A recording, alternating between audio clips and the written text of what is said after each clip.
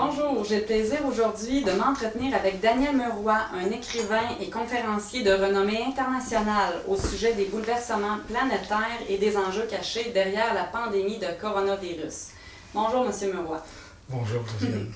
Avant de débuter, est-ce que vous pourriez vous présenter brièvement pour ceux qui ne vous connaissent pas? Oui, c'est pas toujours facile de se présenter soi-même, mais pourquoi pas, oui. Je dirais que moi, je me définis d'abord comme un mystique. Ça peut faire bizarre de dire ça à notre époque, qui ose aujourd'hui se déclarer comme mystique, à moins d'être un moine ou un ermite cloîtré quelque part. Moi, je me définis comme un mystique, et bien que je mène une vie dans le monde comme beaucoup de personnes, parce que pour moi, le mysticisme n'a pas nécessairement quelque chose à voir avec le fait de rester dans son coin, d'être toujours en prière ou en méditation. À vrai dire, je médite assez peu. Ma méditation, ce sont mes livres. Ce sont mes livres, c'est une façon de méditer. Non, pour moi, la notion de mysticisme est reliée tout simplement à la notion de recherche d'une harmonie. Une harmonie avec le tout, et puis bien sûr, avec les êtres humains. C'est aussi pour moi une façon d'essayer de vivre le contact sacré avec tout ce qui est, dans la nature, dans l'univers. Pour moi, c'est ça le mysticisme. Et cette disposition d'esprit qui est la mienne, je crois assez naturellement, mais dont finalement je l'ai pris, dont je ne me suis rendu compte qu'assez tardivement dans ma vie, vers la vingtaine, m'a amené à faire des expériences un peu particulières. Et ce sont ces expériences, cette sensibilité mystique, donc de recherche de l'unité avec le tout, qui m'a amené à écrire et à devenir écrivain. Je peux dire écrivain maintenant, j'ai hésité longtemps avant d'utiliser ce terme, mais maintenant je crois qu'au bout de 38 livres, je ne peux pas dire que je ne sois pas écrivain.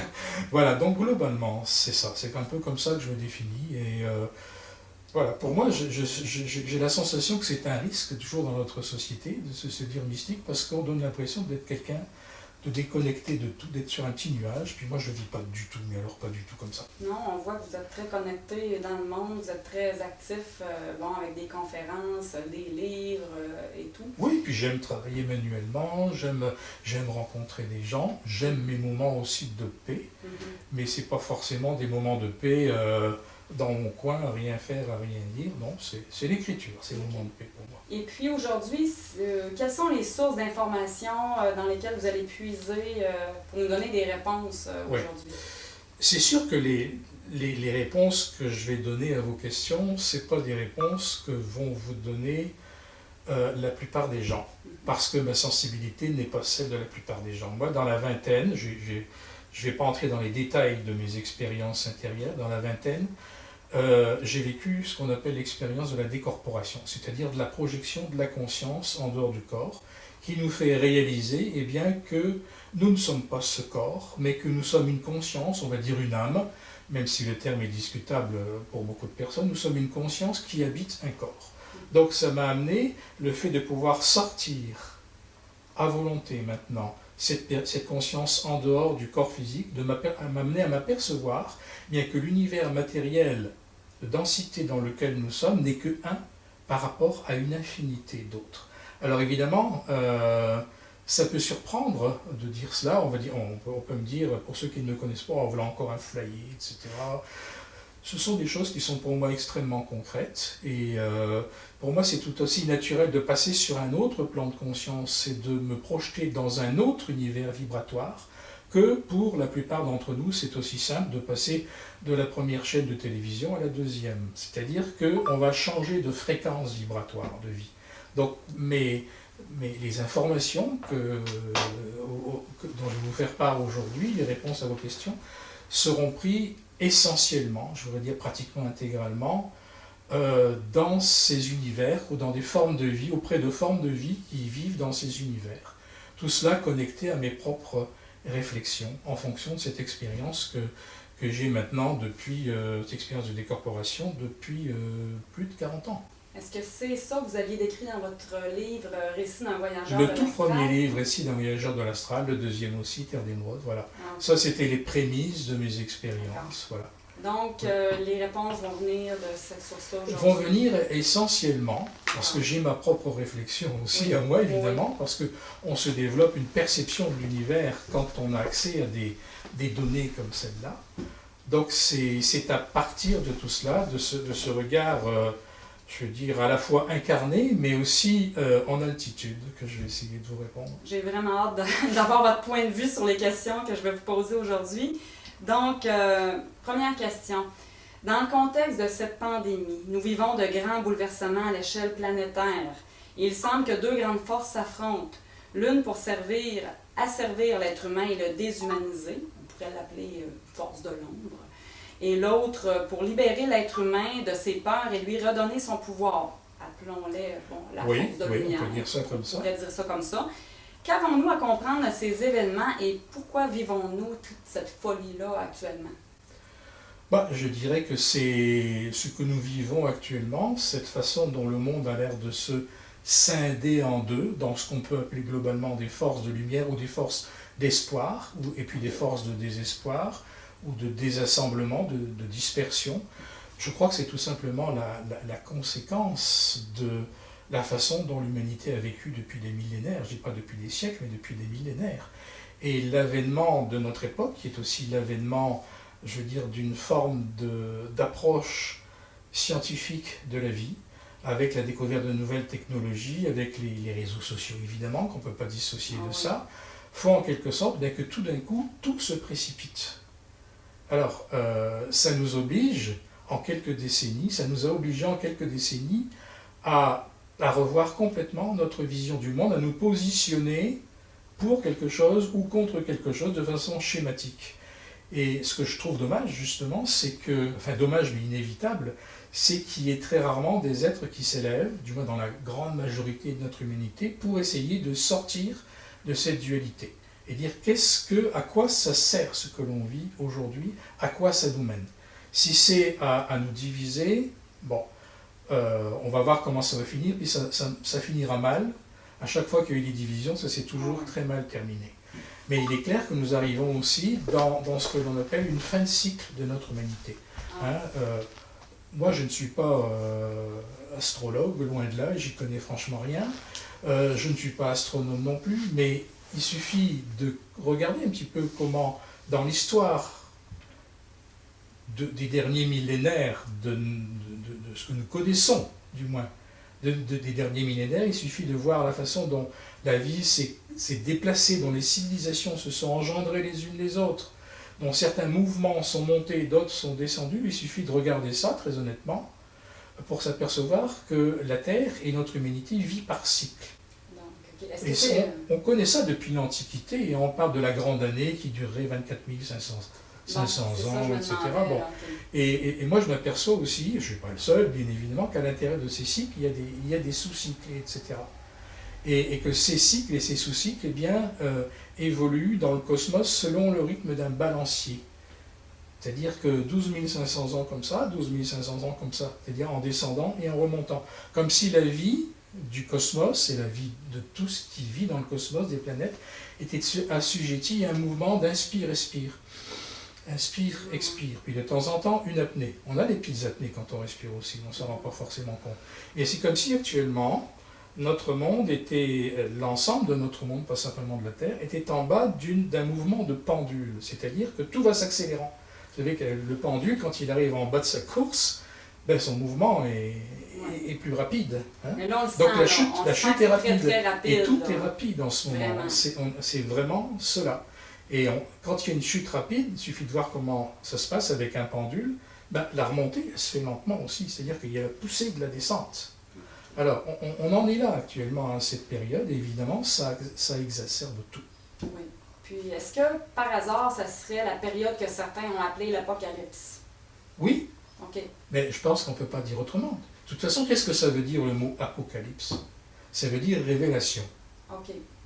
En grec, ça veut dire révélation. Dans ma tête, ça sonnait fin du monde. Oui, mais c'est ça. Okay. Tout le monde comprend comme fin du monde, Ouais. mais en réalité, ça veut dire révélation. Et qu'est-ce qui se révèle en ce moment? Une multitude de choses. Et pas juste depuis l'apparition des événements de ces derniers mois, depuis un certain nombre, je ne dirais pas simplement d'années, mais de décennies. Ah oui. Avec justement la circulation de l'information et l'accélération des technologies. Tout a pris un rythme où beaucoup de choses se sont révélées en cachant d'autres, etc., en étouffant d'autres, etc. Mais d'une manière générale, une multitude de choses se mettent à exploser, à nous sauter au visage actuellement, devant lesquelles on a des choix à faire, on a des positions à prendre. Et oui, la plupart des gens comprennent l'Apocalypse comme fin du monde. Moi, je dirais tout simplement, si on veut conserver ces termes-là, je dirais fin d'un monde. Exact, ok. Fin d'un monde. Et là, je peux être d'accord avec le fin de dire, oui, c'est la fin de quelque chose. Et la fin de quelque chose, c'est le début d'autre chose. Alors, de quoi est-ce qu'on veut faire cette autre chose? De quelle façon est-ce qu'on veut colorer ce début d'autre chose? Ça, c'est à nous de le décider. Je suis curieuse de voir comment ça va se terminer, ce monde-là. Tout le monde est incertain, on est dans l'incertitude, on est même aussi stressé. Il y a des gens qui... Ah ben c'est inévitable. Nos certitudes sont ébranlées. Parce qu'on est, qu'on le veuille ou qu'on ne le veuille pas, qu'on ait une recherche intérieure ou qu'on ne l'ait pas, qu'on veuille se comporter comme monsieur ou madame tout le monde ou qu'on ne veuille pas, on est à une croisée des chemins. Et ça, c'est indépendant de chacun de nous. Je dirais que c'est un cycle cosmique qui nous place face à des choix. Alors, de quoi va être fait demain? Ça va être à nous de décider, je crois. Oui, puis une question, je crois que beaucoup de gens se demandent, c'est selon vous, ça serait qui ou quoi qui serait à l'origine de ces grands bouleversements-là? Ça vient de où, tout ça? Moi, je vais tout de suite prendre un regard extrêmement haut. Okay. Bien sûr, on va avoir tendance à dire, c'est tel mouvement politique ou philosophique sur Terre, c'est l'avidité d'un certain nombre de gouvernants, etc., depuis trop longtemps, etc. On a toujours tendance à désigner un responsable parmi ceux qui tirent les grandes ficelles des gouvernements planétaires. Oui. C'est pas que ce soit faux, mais je dirais que c'est une vision parcellaire des choses. Parce que ces êtres-là, je ne mets pas tous dans le panier de l'ombre, je pense qu'il y a des gens bien partout, puis des gens qui font tout ce qu'ils peuvent partout. Mais tous ceux qui sont en charge d'énormes responsabilités sur Terre sont aussi, je dirais, les jouets, le mot n'est pas trop fort, de forces extérieures à la Terre. Et lorsque je parle de forces extérieures à la Terre, je ne parle pas simplement de civilisations qui sont extérieures à la Terre, mais je parle de ce qui fait se mouvoir ou ouvre la porte à ces formes de vie extérieures à la Terre. On sait que notre galaxie s'appelle la Voie lactée.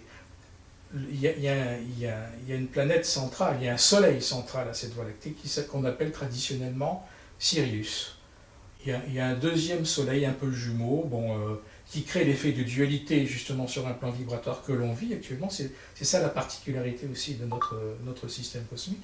Mais ce soleil central de la galaxie, eh bien, envoie constamment ce qu'on pourrait appeler des vents cosmiques. D'autres les appellent les vents solaires.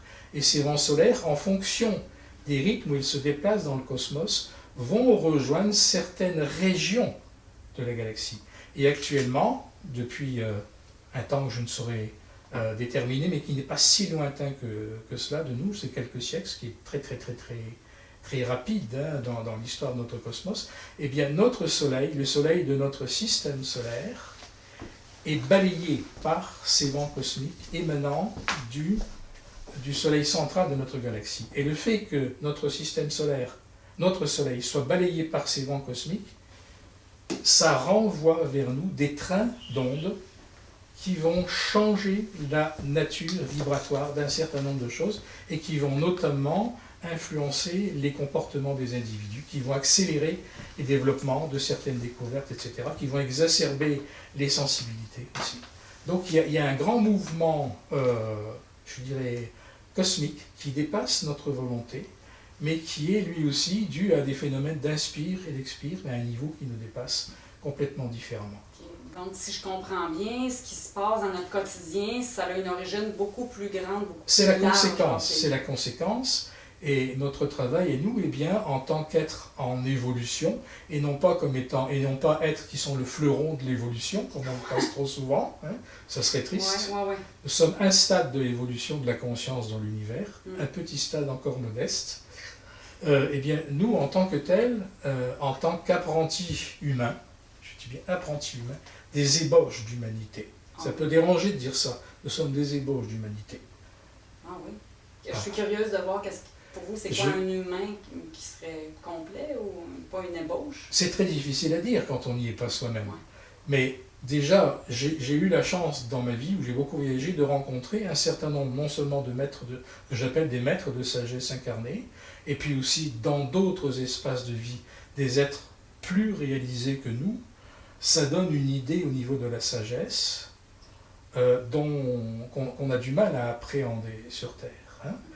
Mais bon, ça c'est un sujet beaucoup plus vaste. Alors notre rôle en tant qu'apprenti humain, même si je ne nous mets pas tous sur au même niveau d'ouverture de conscience sur Terre, c'est bien évident. Hein. Et des petits-enfants au niveau de la conscience, puis il y en a qui sont un peu plus matures, c'est clair. Il ne faut pas être sorcier pour comprendre ça, je pense. Eh bien, notre rôle en tant qu'apprenti humain, c'est de faire fermenter notre niveau de conscience, de façon à avoir une vue beaucoup plus en altitude, une perception de l'origine et de la destinée de la vie, autrement que par une approche purement intellectuelle des choses. Mais c'est pas évident, pareil, je veux dire, dans notre quotidien, quand dans notre quotidien, se lever au-dessus de ça, c'est pas évident. C'est très difficile, c'est évident. Et c'est la raison pour laquelle, et là, bon, je sais que je vais déranger un certain nombre de personnes, c'est la raison pour laquelle la loi de la réincarnation est une des lois de l'univers. Okay. Parce que, on remet notre métier sans arrêt, on le recommence. On est toujours des êtres en chantier, jusqu'à ce qu'à un moment donné, eh bien, notre conscience fleurisse. Et pour moi, le niveau de conscience, et je pense que c'est extrêmement important, et c'est ce que peu de gens arrivent encore, je crois, à comprendre, c'est que le niveau de conscience n'a pas souvent, ou pas toujours, quelque chose à voir avec le niveau d'instruction, d'éducation, etc. On peut être bardé de diplômes, et passez-moi l'expression, un fichu crétin. C'est-à-dire pas capable de prendre un petit peu d'altitude et de voir un regard unificateur surtout, et surtout un regard ouvert. Parce que l'ouverture du regard, c'est très difficile à acquérir. Et bon, on peut par exemple être un très grand scientifique et être quelqu'un d'encarcané complètement malgré toute une foule de diplômes très à la mode.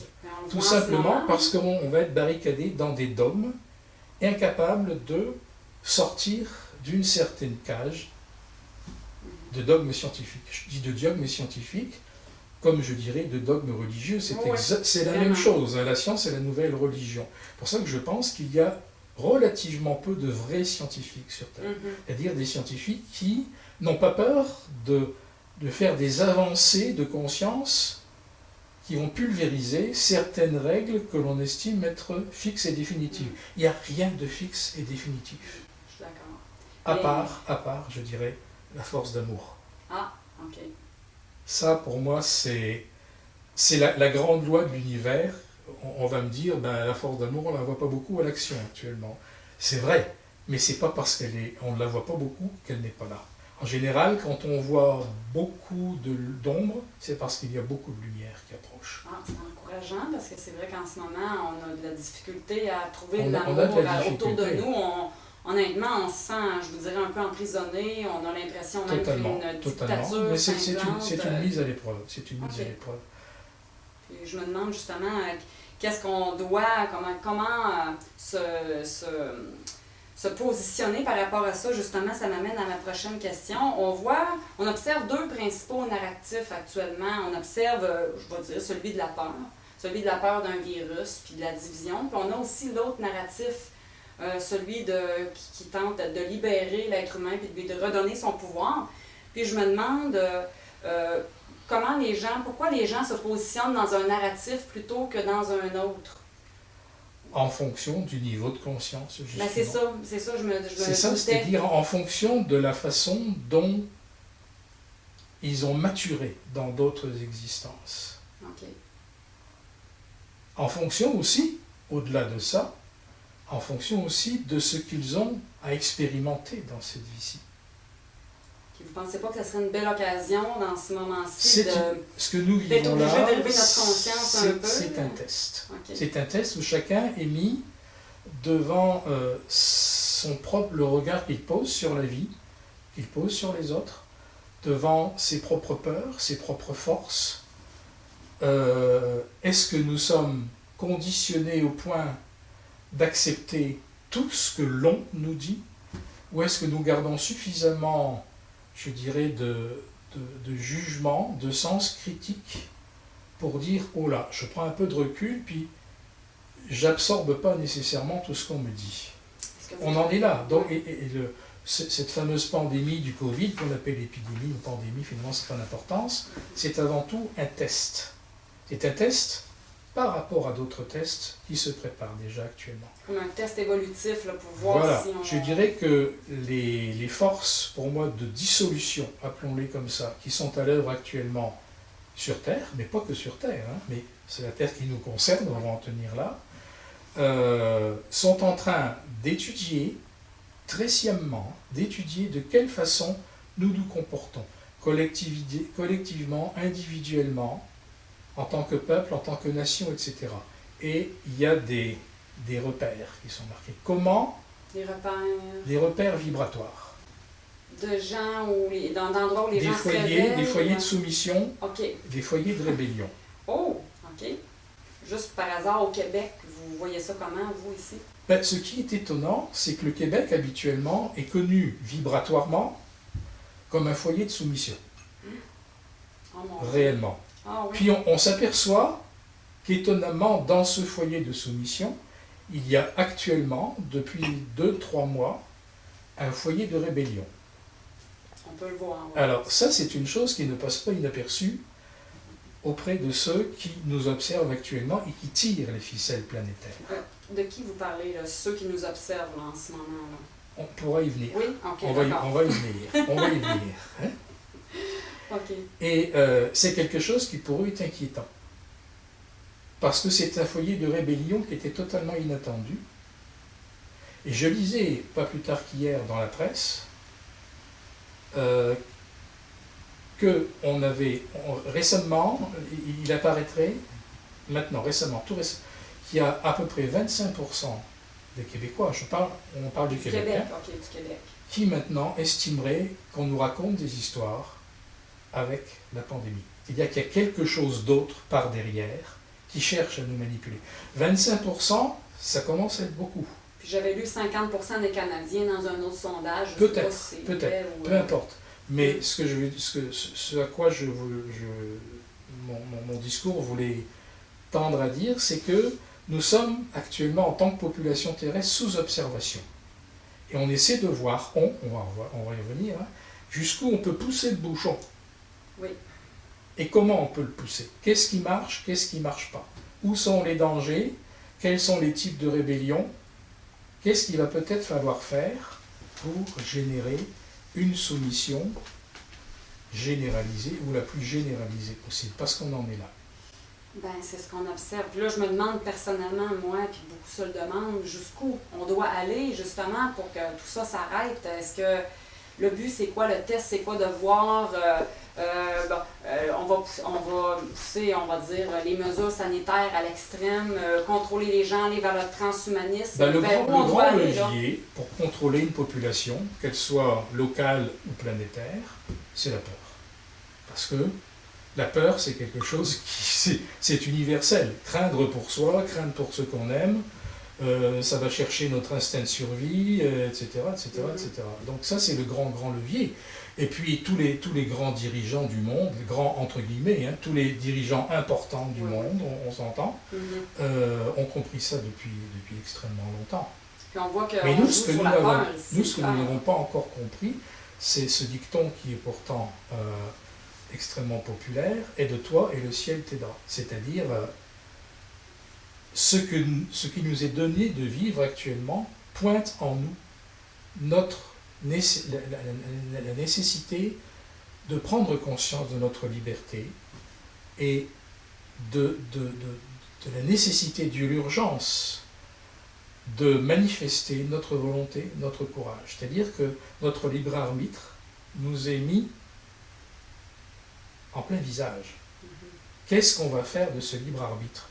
Est-ce qu'on a suffisamment peur pour se courber devant tout? Ou alors on a la force de dire, ben, je vais me relever et puis essayer de regarder différemment la situation. On en est là aujourd'hui. Et c'est la raison pour laquelle je disais que cette pandémie est un test. Et pour moi, il est très clair, et là je sais qu'il y en a qui vont fermer leur écran, etc., ou alors il y en a d'autres qui vont applaudir, mais pour moi il est très clair que ce coronavirus est une préparation volontaire en laboratoire et qu'elle a été distillée parmi nous, non pas en un point, mais en plusieurs points, de façon extrêmement précise pour servir justement de laboratoire d'observation. Jusqu'où va-t-on s'incliner? Alors on va me dire, mais à quoi ça sert de ceci, de cela? Qui est-ce qui peut tirer de ficelle là? Qui est-ce qui a le culot de faire ça? Ben, des êtres sans grande conscience, il y en a toujours eu, mais il y en a de plus en plus. Est-ce qu'on parlerait par hasard d'une petite minorité de multimilliardaires qui supposément... Oui, bien sûr, mais pas seulement, parce qu'il y a beaucoup de relais, d'êtres qui sont encore des enfants de la conscience, extrêmement manipulables. Il y en a ici, au Québec, bien sûr, des gens qui ont des grosses responsabilités, puis qui sont les marionnettes de forces qui les dépassent complètement, et dont ils n'ont même pas nécessairement conscience. J'ai cité personne, mais il y en a dans chaque pays, de toute façon. Ce sont les complices, plus ou moins conscients. Plus ou moins conscients. Alors, ce qui est très étrange, c'est que je ne veux pas être dualiste, hein, je ne veux pas dire il y a les méchants, les grands méchants qui sont cachés quelque part, puis qui ont plein de sous, puis après il y a le peuple comme nous, qui est tout juste victime, et puis c'est tout. C'est vraiment pas ça, mon discours, vraiment pas. Hein. Mais je fais un petit retour en arrière. Ce qui m'étonne dans notre société, c'est que depuis des décennies, on parle de mondialisation, sur le plan des affaires, des gouvernements, etc. Bon, on met tout en commun, le commerce est mondialisé, les relations entre peuples, etc. Bon, et on trouve ça tout à fait normal. C'est un mot qui ne fait pas peur aux médias, c'est un fait. La mondialisation est un mouvement naturel. Mais dès qu'on parle de gouvernement mondial ou de gouvernement souterrain, alors là, oh mon Dieu, qu'est-ce qu'on n'a pas dit? Mais en fait, on parle exactement de la même chose.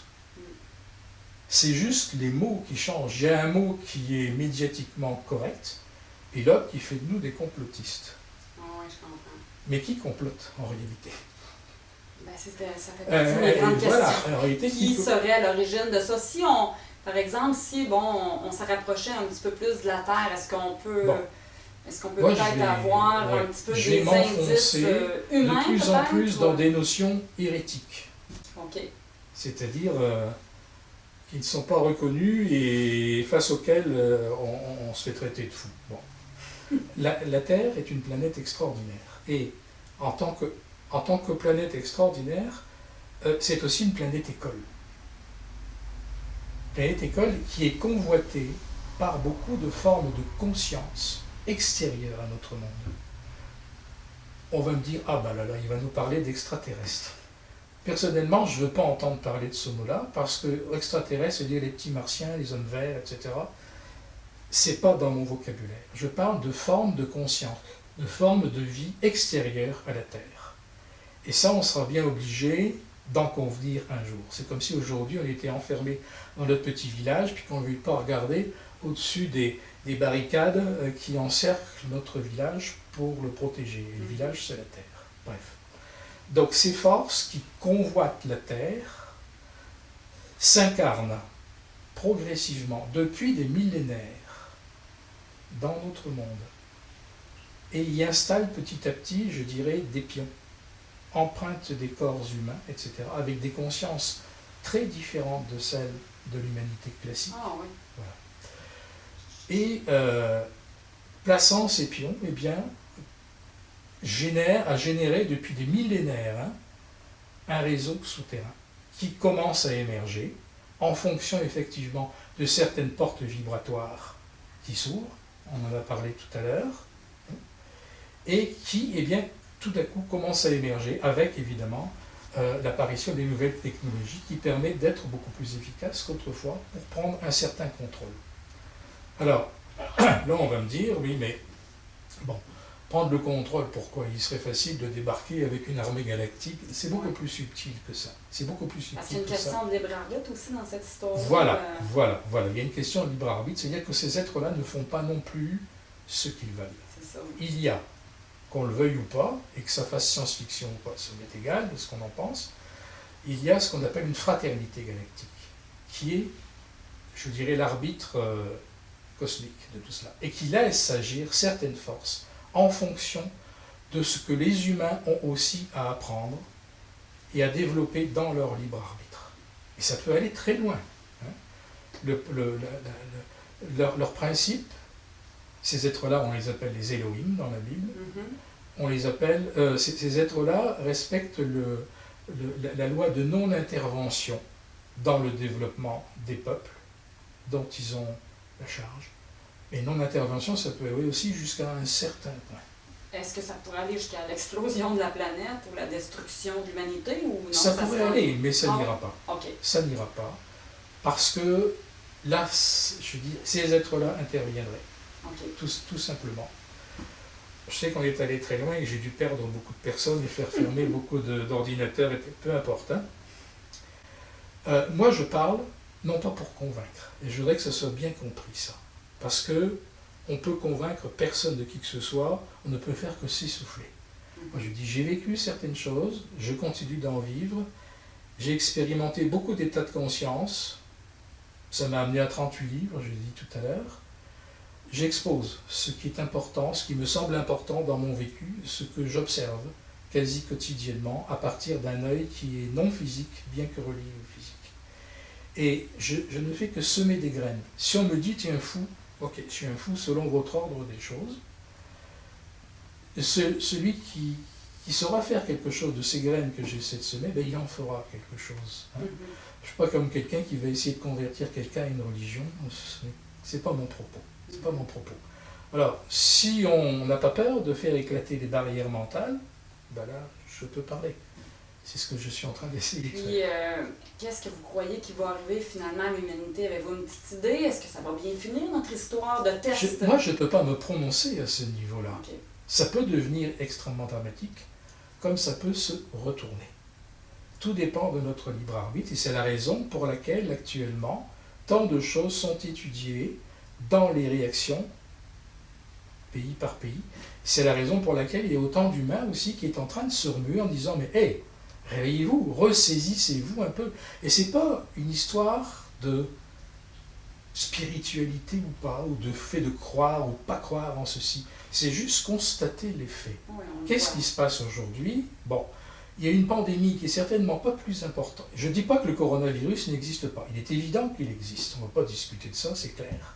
Mais il a créé une pandémie qui est sans doute pas plus importante que celle que la Terre a connue déjà plusieurs fois et de façon sans doute relativement, je dirais, spontanée, naturelle.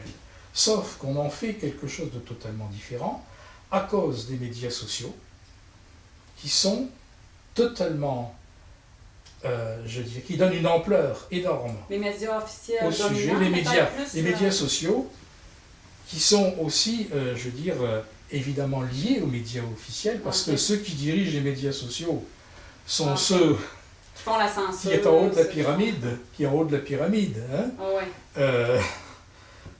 tirent aussi les ficelles des grands médias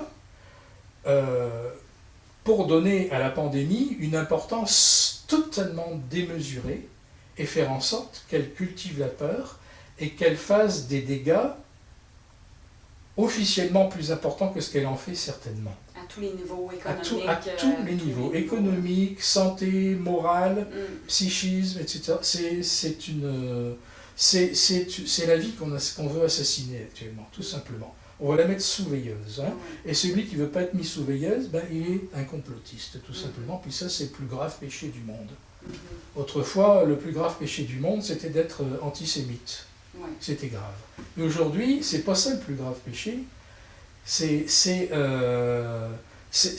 d'être complotiste. Ça efface tout le reste. Mais là, je trouve que ça a personnellement atteint un point incroyable quand c'est rendu que des groupes de médecins de plusieurs pays dans le monde sont censurés et traités de complotistes. Là, voilà. Je trouve que ça a dépassé. Voilà. Il suffit de ne pas être d'accord avec ce qu'une minorité d'individus qui tirent les ficelles a décrété qu'il fallait croire, et tout de suite, on est un complotiste. C'est-à-dire, il y a une pensée unique à laquelle il faut de plus en plus adhérer, Et si c'est pas ça, ben, ma foi, on est parti dans des errances pas possibles, qui fait de nous des gens qu'il faut mettre un peu à l'écart, et qu'un jour peut-être il faudra un peu enfermer ou brider totalement. Alors, ce genre de test, il vise bien sûr à empêcher, à étouffer les réflexions. Il y a une part d'eugénisme là-dedans également, forcément. L'eugénisme qui est de vouloir réduire la population. Vouloir réduire la population âgée ou qui est dépendante d'un tout un tas de choses. Ça, c'est très clair. Oui, c'est très clair. Et appauvrir, évidemment, parce que plus on va détruire le tissu social d'une société, plus simultanément on dissout son tissu économique, qui est qu'on va arriver à un nombre de plus en plus restreint de sociétés qui vont être à bout de souffle, qui vont être rachetées par des grands consortiums internationaux. Ça va donner un certain nombre d'Amazon, de Facebook, etc., mais qui vont contrôler la pensée. Et à un moment donné, eh bien, ça peut aller très vite. Hein. On va arriver à un alignement, et là, ben, on va être comme des rats de laboratoire. Avec ces quelques familles qui vont tirer toutes les ficelles pour tirer de la planète ce qu'il y a à tirer, et étendre une espèce d'hégémonie qui est reliée à d'autres zones d'influence dans notre, je ne dis pas dans notre système solaire, mais ailleurs dans notre système solaire, dans notre cosmos relativement proche. On a peut-être même l'impression que c'est déjà ça, j'ai l'impression, en tout cas moi de ce que mais je vois. C'est déjà pas mal ça. C'est déjà assez loin. Et on a l'impression d'un scénario à la guerre des étoiles. Oui, ou comme 1984. C'est ça, par Orwell, effectivement. Mais là, si on veut être positif un peu là-dedans puis qu'on veut s'en sortir, est-ce que vous avez des actions à suggérer pour aider les gens à, je dirais pas à se rebeller, on va dire à éveiller leur conscience? Je crois qu'il ne faut pas avoir peur du mot rébellion. Rébellion ne veut pas dire violence. Pacifiquement. Voilà, on peut se rébeller, je veux dire, pacifiquement, tout simplement en ne prenant pas pour acquis tout ce qu'on cherche à nous faire ingurgiter. Mais comment faire pour aider les autres qui ne sont pas en faisant par exemple ce qu'on essaie de faire là. Même s'il y a, je ne sais pas, que quelques centaines de personnes qui accordent de foi à cet échange, ce sera quelques centaines de personnes. Le problème, c'est le syndrome du mouton. Celui qui prend, qui arrondit le dos, puis qui prend pour acquis parce que telle chose a été dite à la télé, telle chose a été dite à la radio, etc. Puis il regarde, mon voisin, il fait comme ci, pas comme ça. Le problème, c'est la peur. Alors, quand on est conscient de ça, notre responsabilité, c'est d'essayer de désamorcer la peur. Comment on peut faire ça dans notre famille, dans notre entourage, désamorcer la peur? Par notre attitude, par notre calme, et par les risques que l'on peut prendre aussi, par le sourire. On ne convaincra jamais qui que ce soit de quoi que ce soit autrement que par une attitude et par un langage d'ouverture. C'est la peur qui génère tout. Et la soumission systématique. Oui. Ça me fait penser à autre chose qu'on entend beaucoup ces temps-ci.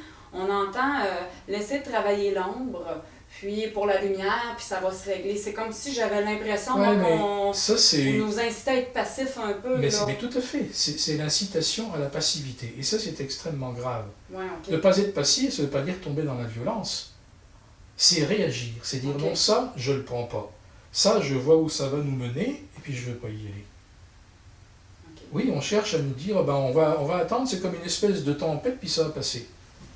Sauf que c'est pas aussi simple que ça avec les temps que nous vivons actuellement, qui sont des temps de révélation. Oui, c'est ça. Mais donc, réagir pour vous au quotidien, qu'est-ce que ça peut être? Parler à notre famille, si on voit qu'il n'y a pas d'ouverture, on arrête? Est-ce qu'on dénonce? Est-ce qu'on s'implique? Moi, je pense qu'on peut s'impliquer dans tout un tas de discours, sans agressivité, sans vouloir convaincre, simplement par notre façon d'être, notre façon de rayonner, et de ne pas tout accepter systématiquement. Je pense que c'est la première des choses. On va pas, c'est faux, ce serait faux de dire qu'il y a un grand coup de baguette magique, il y a un beau vaisseau spatial qui va descendre et puis qui va éliminer les méchants puis mettre les bons. Ça, c'est très très puéril. Mais ça m'amène la Terre est entre nos mains. Ouais. L'évolution de la Terre est entre nos mains. Et on n'a pas à se laisser, je dirais, quand on est tant soit peu conscient de la force de la vie et du goulot d'étranglement dans lequel on se trouve actuellement. On a simplement essayé de se tenir droit nous-mêmes, sans entrer dans des mouvements de violence, mais en étant ferme sur nos positions intérieures. Nous sommes actuellement scrutés à la loupe par des êtres, par des maîtres de sagesse qui vivent dans d'autres sphères de vie, dans des univers parallèles aux nôtres. Parallèles comme les chaînes de télévision. Ah oui, Hein? puis ils nous regardent Exactement présentement. ça. Et par moments, eh bien, il y a des croisements d'ondes. Et c'est pendant ces temps de croisement d'ondes eh bien, que les communications se font, que les interventions peuvent avoir lieu. Mais il n'y a pas de croisement d'ondes tant qu'il n'y a pas de volonté d'évolution. OK, bien justement, ça m'amenait à une autre question là, que j'avais vue dans une de vos entrevues. En 2012, vous aviez fait une entrevue sur YouTube, c'était à la rencontre des Elohim. Ah oui. Vous aviez dit que les humains rencontreraient les êtres qui habitent les planètes avoisinantes lorsqu'il y aurait un véritable appel du cœur vers eux. C'est ça. Un appel qui viendrait de l'éveil de conscience des humains, et cela arriverait lorsque les humains auraient touché le fond, qu'ils auraient réalisé leur incapacité de gérer leurs problèmes et que face à l'impasse, face à eux-mêmes, ils se tourneraient vers une autre réalité. Est-ce que vous croyez que cette période-là est arrivée en 2020? Est-ce qu'on a touché le Elle n'est fond? certainement pas arrivée en 2020. Non? Je pense, d'après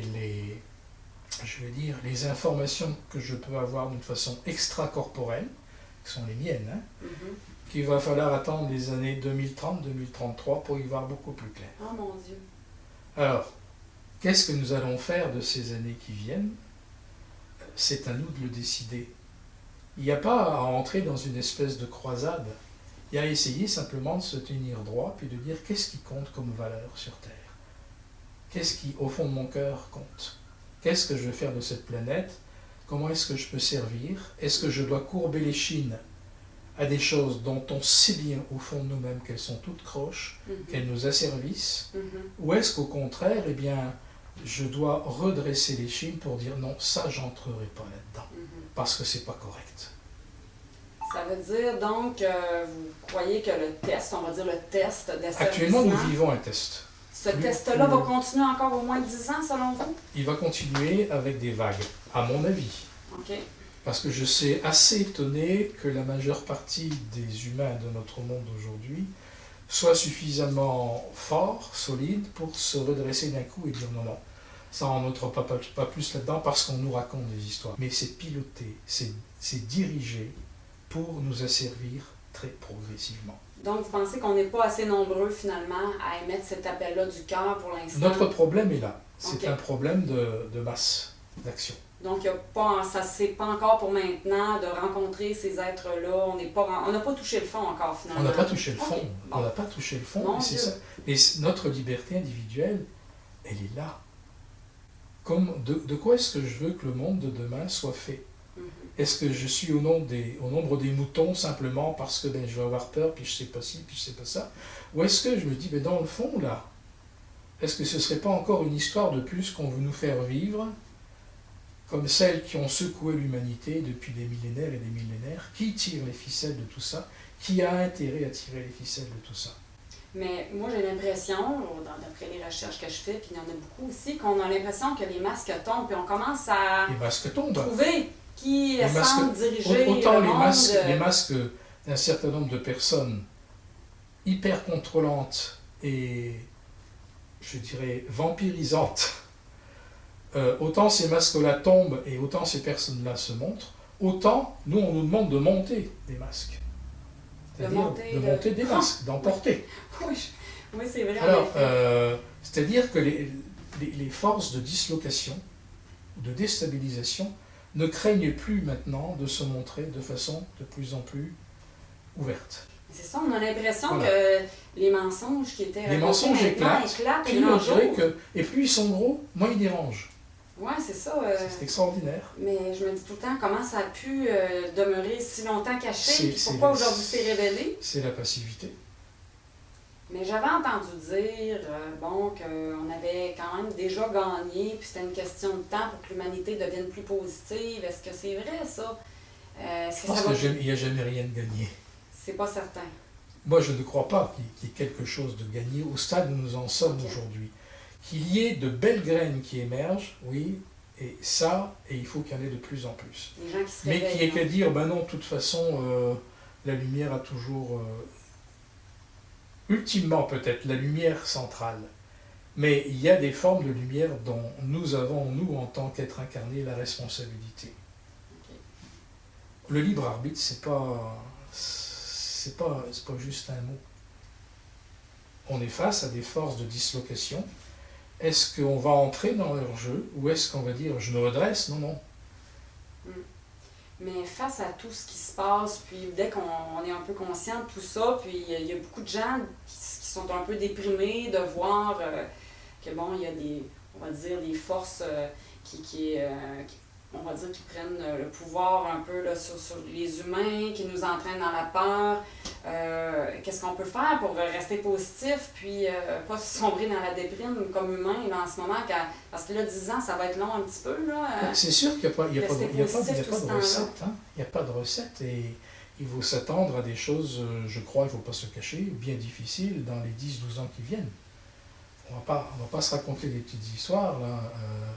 Sauf que c'est un moment où c'est une période de notre humanité, une période où on a à s'affirmer en tant qu'être de cœur. Parce qu'ultimement, il n'y a que la force de cœur qui va pouvoir nous sortir de cette impasse-là. Parce que cela, les forces de dispersion, de dislocation, appelons-les comme on veut, s'il y a un point sur lequel elles butent, c'est la force cardiaque. Pour être dans le cœur, comme vous dites, là, est-ce que concrètement, qu'est-ce qu'on peut faire pour rester dans le cœur, comme vous dites, puis rester positif, là, y a-t-il quelque chose qu'on peut faire? Il n'y a pas de recette. Peut-être méditer? Oui, mais c'est pas suffisant. Ouais, c'est ça. C'est très beau méditer, c'est très beau prier. Mais aussi, la méditation et la prière, c'est pas juste simplement des paroles à réciter ou des mantras. Ouais. C'est des états d'être à incarner quotidiennement, dans la confiance, dans le service, dans l'entraide, dans la générosité, dans aussi l'ouverture de conscience, en ce sens que il n'y a pas quelqu'un dont on va dire « toi t'as tout fou, toi t'as tout bon ». Je veux dire, c'est pas entrer dans une espèce de dualité. C'est une phase de l'apprentissage de la conscience. Je comprends. Voilà. Oh, oui. Puis j'avais une autre question pour vous qui est un peu liée à tout ça, là. Que pensez-vous de la citation d'Einstein? Le monde ne sera pas détruit par ceux qui font le mal, mais par ceux qui les regardent sans rien faire. Ça nous invite à faire quelque chose. Mais pour moi, c'est exactement ça. En disant ça, il a dit beaucoup de choses, Einstein. Hein? Il est toujours connu pour ses découvertes scientifiques, mais ses pensées, un certain nombre de ses pensées ont beaucoup, je veux dire, de valeur aussi dans ce sens-là. Oui, absolument, c'est... Mais regarder sans rien faire, c'est quoi? Regarder sans rien faire, c'est jouer au mouton. Okay. C'est-à-dire être d'accord avec celui qui crie plus fort et avec celui qui nous dit d'avoir peur et de nous soumettre. Puis si on entend quelque chose qui nous dérange, à faire semblant que ça n'existe pas. Voilà, parce que je ne vais pas discuter de ça, regarde, dans ma famille on ne pense pas comme ça, ben, si je dis ça, pour qui je vais être pris, etc. Il ne s'agit pas d'entrer dans une espèce de rhétorique où on veut démontrer. Parce que ça, c'est des jeux de ping-pong où finalement on fait du surplace. C'est d'induire des réflexions et puis par notre propre façon d'être, essayer de se hisser un peu au-dessus de la mêlée. Ça peut paraître prétentieux ce que je dis, mais en réalité, c'est ne pas se faire coincer dans des moteurs de dualité.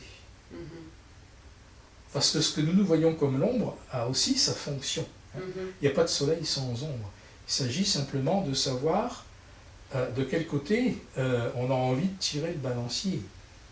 Parce qu'au-dessus de l'ombre et au-dessus de ce que l'on prétend, ce qu'on voit comme étant la lumière, il y a une force qui n'est ni ombre ni soleil, parce qu'elle ne projette pas d'ombre. Est-ce que vous parlez de la source? Je parle de la source. Okay. Il y en a qui sont en train de peut-être se dire « Oh, il va nous parler de Dieu ». Non, je ne parlerai pas de Dieu parce que pour moi le concept de Dieu est totalement galvaudé. On voit une sorte de vieillard, il y a les nuages ou une puissance qui va trancher, qui va dire non. C'est un champ, je parle d'un champ de conscience collectif qui provient des temps passés et auquel nous participons tous et dont nous sommes les prolongements.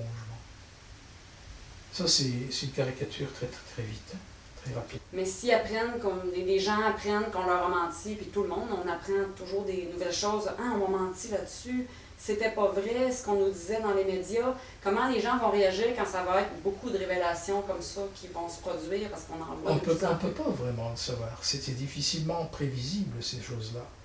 C'est la raison pour laquelle il faut semer, je crois, des graines d'espoir. Des graines d'espoir, que personne ne dise « Ah, moi je connais la vérité, moi je sais tout, moi je sais comment ça va se passer, c'est ça, c'est ça, c'est ça. En telle année, il y aura telle chose, et puis débarquement d'extraterrestres. » Bon, il n'y a pas à dire des choses comme ça. Et je crois qu'il faut lancer des pistes de réflexion pour que ceux qui ont tendance à se soumettre et à avoir peur, on leur fasse germer des petites étincelles d'espérance et de réflexion. Le problème, c'est la soumission. C'est pas le fait de dire « Oh, moi, je sais que... » Non, personne ne sait exactement que. Il y a des espaces de conscience et des formes de vérité que nous ne sommes pas aptes à pénétrer actuellement dans notre univers. Il faut avoir l'humilité de le reconnaître. Le problème, c'est de courber les chines. En réalité, ce dont très peu de personnes s'aperçoivent encore, en tout cas pas suffisamment, c'est que nous sommes véritablement en train d'entrer en dictature. À la fois dans chacun des pays où nous résidons, puis aussi sur le plan mondial. Ça me paraît absolument certain. Ça va se faire progressivement, mais d'une façon extrêmement, extrêmement ferme. On ne peut pas penser autre chose quand on voit la façon dont les choses se mettent en place aujourd'hui. Est-ce que tous nos dirigeants sont au courant de cela? Je dirais qu'ils ne sont pas tous au même niveau, ils ne sont pas tous au parfum de la même façon. Il y a des dirigeants qui participent très activement à cela, et d'autres eh bien, qui subissent un peu ce qui se passe, qui subissent du chantage, ou qui ne savent pas comment faire autrement. Mais ce qui est clair, c'est que nous allons véritablement vers un état de dictature mondiale. Que faire par rapport à ça? D'abord, c'est en prendre conscience, c'est certain. Et puis ensuite, eh bien, il y a... Moi, je suis un non-violent, vous le savez. Il y a la désobéissance civique. Et ça, je crois que c'est quelque chose d'extrêmement important et on peut aller extrêmement loin vers cela. Il ne faut pas oublier que c'est une toute petite minorité d'individus qui essaient de nous contrôler. Ça, la force, en réalité, elle est de notre côté, elle n'est pas du leur. C'est la même chose, toujours. Ce sont les majorités qui ont peur de réagir. Alors prenons conscience de cela, et puis moi je serai parmi ceux qui ne rateront pas une seule occasion de désobéir civiquement parlant. Même s'il faut passer les portes de la prison. Il faut savoir ce que l'on veut. Il faut réagir aujourd'hui, c'est le temps ou jamais. Êtes-vous encouragé quand vous voyez la société un peu partout dans le monde? Croyez-vous que les gens, les graines ont porté fruit, puis ça commence à mûrir? Il y a de plus en plus de graines qui portent leurs fruits. Ça, j'en suis intimement convaincu. Intimement convaincu. Sauf qu'il y a encore trop de gens qui craignent le regard d'autrui sur le type de pensée auquel ils commencent à s'ouvrir. Parce qu'il y a le regard d'autrui, parce qu'il y a le tissu social qui étouffe, etc. Ah, si on sait que je m'intéresse à telle ou telle chose, qu'est-ce qu'on va penser? Genre, moi, je suis une scientifique, qu'est-ce que les gens vont dire voilà, si je m'intéresse à la spiritualité? Le qu'en dira-t-on? Ouais, dira-t-on? En fait, le grand problème de l'humain, c'est la peur. Et je veux dire, les énergies de contrôle qui actuellement tentent de mettre la main sur notre sphère de conscience planétaire, j'aime bien l'appeler comme ça, sont des êtres qui jouent sur la peur. Et ça, c'est...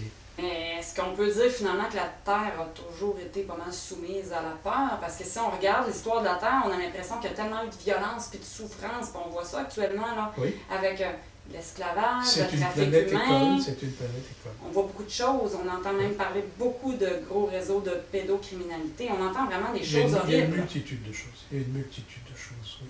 OK, donc est-ce que pensez-vous qu'on va se libérer de cette peur-là un jour, puis on va dire de cet enfer? C'est le but de toutes nos vies. C'est qu'à un moment donné, on monte d'un cran dans la conscience. Ça ne se fait pas sans souffrance, ça ne se fait pas sans remise en question. Et c'est le but de toute vie, c'est pas de tourner en rond. Je vis, je réincarne, ou alors je vis, je meurs, je crois pas à la réincarnation, mais je me réincarne quand même, etc. Je veux dire, ça, c'est des façons de tourner en rond. Il faut sortir de ça et faire en sorte que nos vies, eh bien, soient des spirales. C'est-à-dire que, eh bien, on ne retombe pas toujours dans les schémas répétitifs. Le problème, c'est le disque rayé. Si nous ne prenons pas conscience que nos vies, très souvent, nous les menons, nous les faisons tourner comme des disques rayés, ben oui, là, Donc, on aurait une belle occasion en ce moment, avec tous ces bouleversements-là, de sortir notre temps actuel est une disque rayé. extraordinaire occasion de faire, je dirais quasiment un bon quantique au niveau de notre conscience. Puis espérons que les gens vont prendre cette occasion-là pour s'éveiller, puis justement sortir des vieux schémas répétitifs de peur, de violence. C'est ce qu'il faut espérer. Et c'est ce pourquoi on parle de choses comme ça aujourd'hui, justement, pour essayer de faire passer la réflexion d'un certain nombre de personnes, peut-être peu, mais peu importe, à un niveau un peu supérieur, c'est-à-dire ouvrir le champ de conscience intérieure. Puis, est-ce que vous auriez, moi j'arriverai à la fin de l'entretien avec vous, est-ce que vous auriez un mot de la fin pour terminer, puis un message à livrer aux gens face à ces bouleversements-là planétaires? Je crois, il pourrait y en avoir beaucoup, hein. Je crois qu'il faut que chacun dispose de sa propre liberté. C'est-à-dire, essaie le moins possible de se plier à l'opinion commune. Ça, c'est pas facile, parce que c'est extrêmement difficile. Briment nos libertés, c'est pas évident en ce moment. Mais de prendre conscience, c'est bien que ce que nous vivons actuellement, c'est un test de croissance de notre conscience. Alors, de quelle façon est-ce que nous voulons passer ce test? À quatre pattes? Ou en ayant le courage de dire, bon, il y a ça actuellement, mais est-ce que ça doit me faire renoncer à toutes mes valeurs? C'est ça le vrai problème. Qui suis-je en réalité? Quelqu'un qu'on peut asservir à souhait, ou quelqu'un qui vraiment a envie de vivre sa vie, de faire quelque chose de sa vie? C'est le problème du mouton. Est-ce que je vais être tendu? Est-ce que je vais être tendu ou pas? Donc, retrouver notre liberté. Retrouver notre liberté personnelle. Il ne s'agit pas que tout le monde croit la même chose, ce serait le grand danger. Hein. C'est ce qu'on veut justement essayer de nous faire croire aujourd'hui. C'est la voie qu'on veut nous faire prendre, c'est-à-dire une certaine pensée unique dictée par la peur et la soumission. Le problème, c'est de ne pas entrer là-dedans, mais de dire, bon, qui suis-je en réalité là? Qu'est-ce que je veux faire de ma vie? Quel est le type de vie que je veux léguer à ceux qui vont me suivre? On en est là. Et où est il faut trouver un souffle. Un souffle. Au-delà de toutes les croyances, de toutes les peurs, à quoi ma vie doit servir. Pour moi, c'est là le vrai problème. Se donner un horizon et que cet horizon soit beau et non pas menotté à niveau de la pensée et de tout ce que l'on peut faire au quotidien. Donc, je vous remercie pour cet entretien, M. Meroy, c'était très intéressant. Et puis, j'espère que ça va aider à l'éveil de conscience de l'humanité. Merci beaucoup. Je l'espère aussi, puis merci aussi pour l'acuité de vos questions, leur précision. Et j'espère que ça pourra servir un cœur et une oreille. Merci. Merci.